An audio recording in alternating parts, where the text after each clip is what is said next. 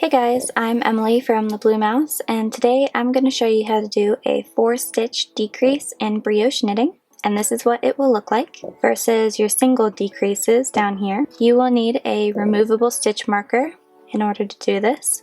Alright, so this 4-stitch decrease is actually worked over 5 stitches. So I'm working on a light side row and I'm working with my light side yarn. So you're just going to work in your pattern normally until you get to a brioche knit stitch that you want to begin your decrease into, and you will need 5 stitches. So you need to work to 1 and have 5 after it that you can work as well. So you need to make sure you have enough room for that. I'm going to slip this first brioche knit stitch and both of the loops with it knitwise. So you go in as if to knit and just slip it to your right hand needle.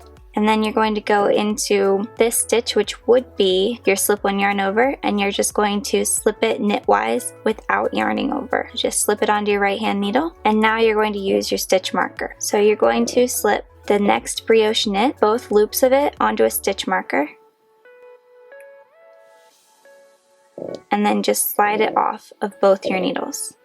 So it's just going to hang there, held by your stitch marker. You can use a cable needle or a piece of yarn if you're desperate. So now that you have your stitch just hanging on the stitch holder, you're going to knit the next stitch. So even though your yarn is 3 stitches back, you're going to still just knit the next stitch. And then you're going to pass that single stitch that you slipped earlier over the stitch that you just knit and off. Pass it over and off, and you've just decreased 1 stitch. You're going to slip the working stitch back to your left hand needle without twisting it.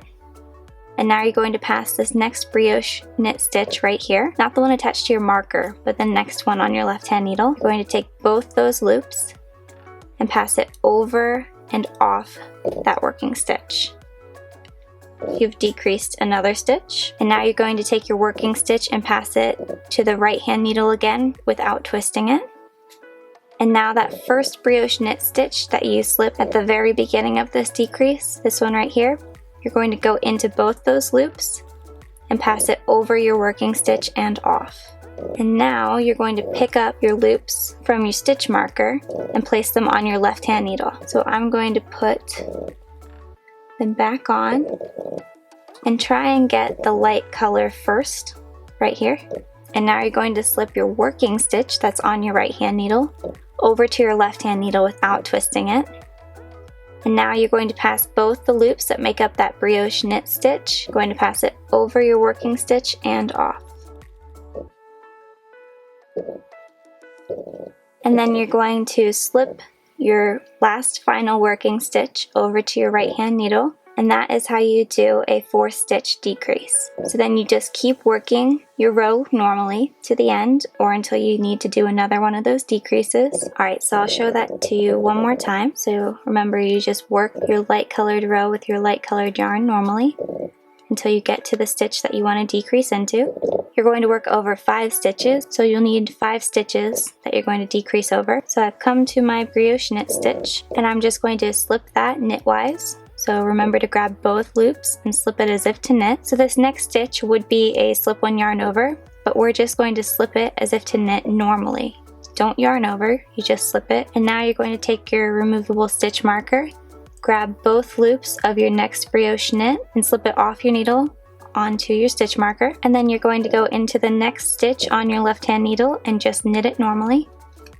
And then you're going to take your second stitch on your right hand needle and pass it over the stitch that you just knit. And then you're going to slip that working stitch without twisting it back to your left hand needle. And then you're going to take that next brioche knit stitch on your left hand needle and take both those loops and pass it over the first stitch and off. Now you're going to move your working stitch back to your right hand needle without twisting it. And now you're going to pass that first brioche knit stitch on your right hand needle over here, over and off that working stitch. And now you're going to pick up the 2 loops from your stitch marker, remove the stitch marker, and then you're going to slip your working stitch from your right hand needle to your left hand needle without twisting it. And then you pass that brioche knit stitch over and off your working stitch. And now you can just slip that stitch without twisting it back to your right hand needle, and you've worked your decrease. So you can just continue working your row normally or until you reach your next brioche knit stitch that you want to work your decrease into.